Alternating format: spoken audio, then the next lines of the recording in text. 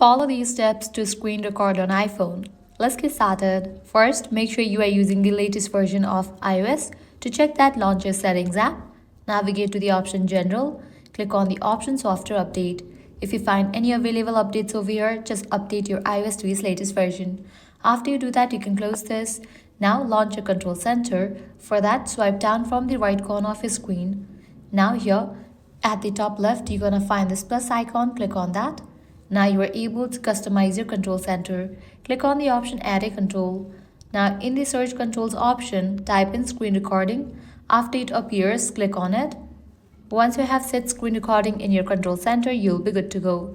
Now you'll need to click on this screen recording icon. With that, countdown will start and your iPhone screen will be recorded.